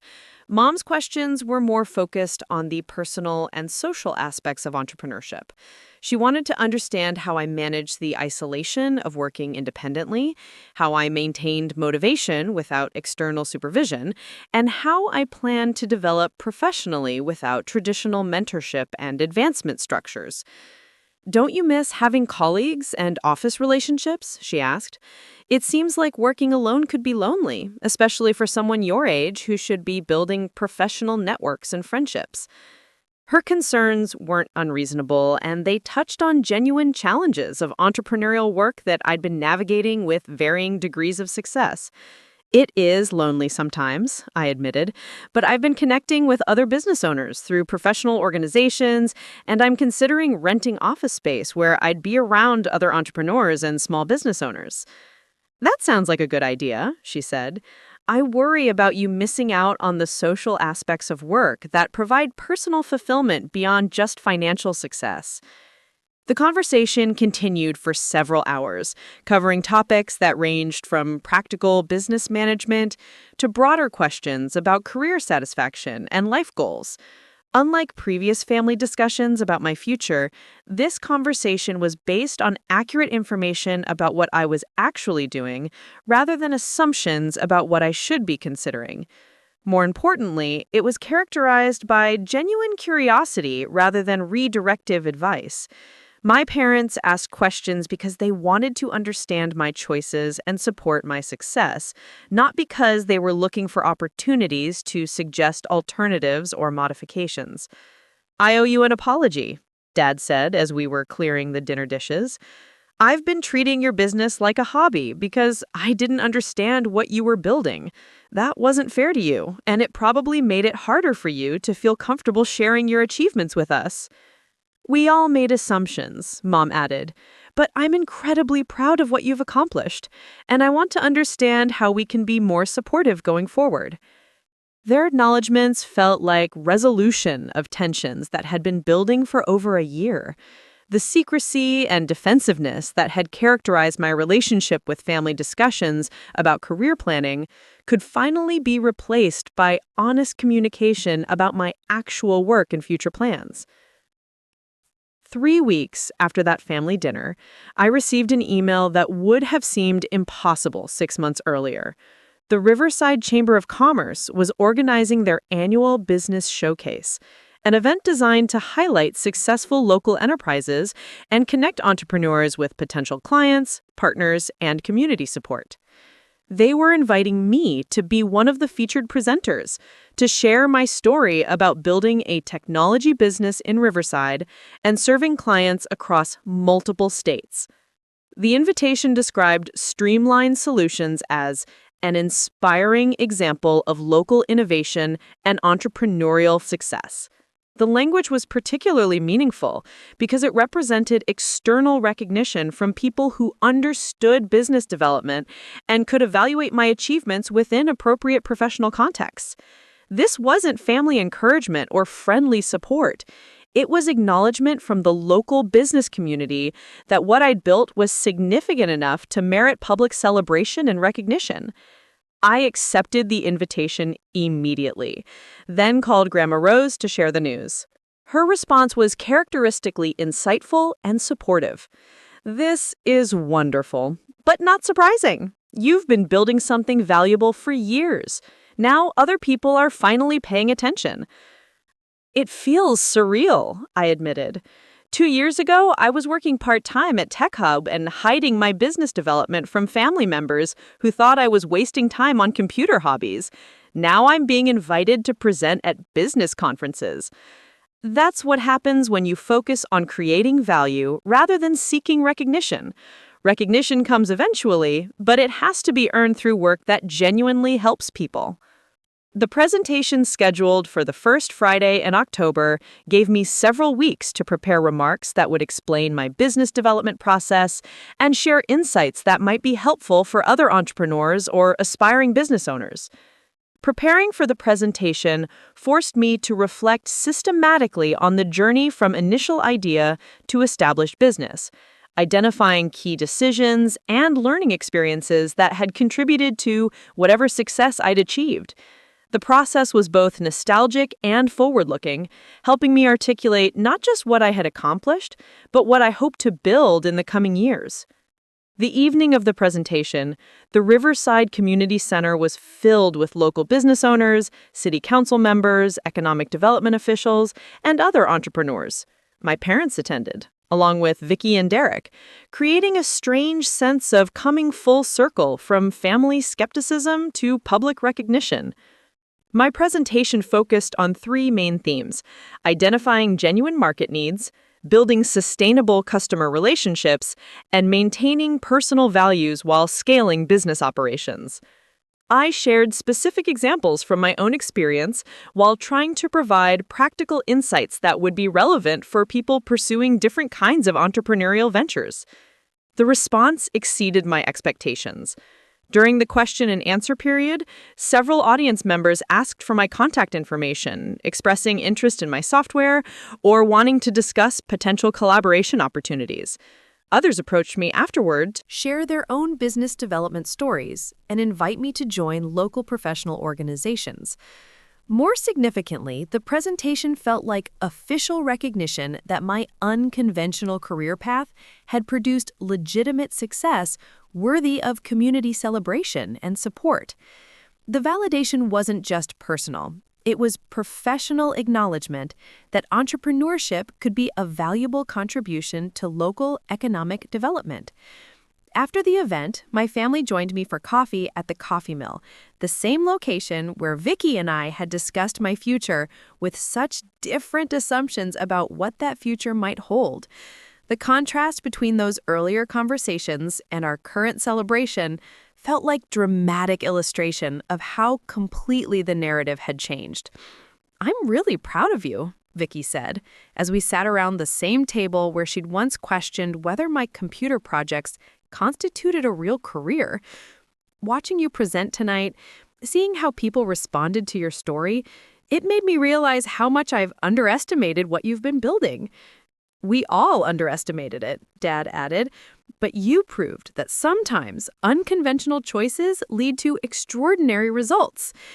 Their recognition felt complete and authentic, unmarked by the qualifications and suggestions that had characterized previous discussions of my career choices. They were celebrating my success without trying to redirect it toward alternatives they might find more comfortable or familiar. "What's next?" Mom asked. "Do you have plans for expanding the business or exploring new opportunities?" Her question was forward-looking rather than corrective, assuming that my current success was a foundation for continued growth rather than a phase that might require eventual modification or replacement with more traditional choices. "I'm thinking about developing additional software products, maybe expanding into different industries or creating tools for larger businesses. The customer feedback I've been receiving suggests there are opportunities I haven't explored yet." "That sounds exciting," Derek said. And you're in a great position to pursue those opportunities because you've built a solid foundation with proven market demand and satisfied customers. The conversation continued for another hour, covering topics that ranged from specific business development strategies to broader questions about entrepreneurship and community economic development. For the first time in our family's history, I felt like my professional achievements were being discussed with the same respect and excitement typically reserved for conventional career milestones. As we prepared to leave, Grandma Rose, who'd been listening quietly throughout most of the evening, offered a final observation that captured something essential about the entire experience. "Emma, you didn't just build a successful business," she said. "You proved that young people can create their own opportunities rather than waiting for opportunities to be offered to them. That's valuable not just for your own career, but as an example for other people who might be considering unconventional paths." Her comment highlighted an aspect of my story that I hadn't fully appreciated until that moment. The success of Streamline Solutions wasn't just personal achievement. It was demonstration that entrepreneurship could be a viable alternative to traditional employment for people willing to identify problems and develop creative solutions. 6 months later, I received another invitation that would have seemed impossible during the period when my family viewed my work as preliminary experimentation with uncertain future prospects. Oregon Business Monthly wanted to feature me in their annual showcase of entrepreneurs under 30, highlighting innovative businesses that were contributing to the state's economic development. The article, when published, described my business development process and included quotes from several clients who explained how my software had improved their operations and helped them serve their own customers more effectively. The piece positioned me as an example of how technology entrepreneurship could serve traditional industries and contribute to economic growth outside major metropolitan areas. More meaningful than the external recognition was the internal satisfaction of having built something sustainable that solved genuine problems for people who needed help. The revenue and professional acknowledgement were gratifying, but they were secondary to the fundamental pleasure of creating tools that made other people's work easier and more efficient. The business continued growing throughout that year, eventually requiring me to rent dedicated office space and hire additional full-time employees. The expansion created new challenges related to management, strategic planning, and maintaining company culture during periods of rapid change. But it also provided opportunities to develop skills and explore interests I hadn't anticipated when I first started building simple applications for local businesses. Looking back on the period from initial family skepticism to eventual recognition and celebration, I'm struck by how completely the narrative changed once people understood what I was actually building, rather than what they assumed I should be building. The same work that had been dismissed as hobby experimentation was later celebrated as innovative entrepreneurship, not because the work itself had changed, but because the context for evaluating it had shifted. The experience taught me important lessons about the difference between seeking approval and building something valuable, between conventional career paths and meaningful work, between family expectations and personal fulfillment. Most importantly, it demonstrated that sometimes the best response to being underestimated is simply to continue building something worth recognizing. Today, when people ask about my career development advice for young entrepreneurs, I usually tell them that external validation is less important than internal conviction, that market demand matters more than family approval, and that the best time to start building something meaningful is always right now, regardless of who believes in your vision or understands your potential. The journey from family skepticism to community recognition wasn't just about business success. It was about learning to trust my own judgment, to pursue work that aligned with my values and interests, and to create value for other people regardless of whether that value was immediately recognized or celebrated by everyone around me. Vicky and I maintain a much closer relationship now, built on mutual respect for our different approaches to career development and shared understanding of the challenges and rewards associated with professional growth. She eventually did start her own marketing consulting firm, serving many of the same kinds of small businesses that use my software. We occasionally collaborate on projects that benefit from both technical and marketing expertise. My parents have become enthusiastic supporters of my business, though they still sometimes express concern about the risks and uncertainties associated with entrepreneurship. Their support feels genuine and informed rather than conditional on my eventual transition to more conventional choices they might find easier to understand and celebrate. Grandma Rose continues to be my most insightful advisor, asking questions that help me think strategically about long-term business development and personal growth. Her perspective on work and community service remains influential in how I approach customer relationships and business decisions. The story isn't really about family dynamics or sibling rivalry or proving skeptics wrong. It's about the importance of building something meaningful regardless of external recognition, about the value of solving real problems for people who need help, and about the satisfaction that comes from creating work that reflects personal values and serves community needs.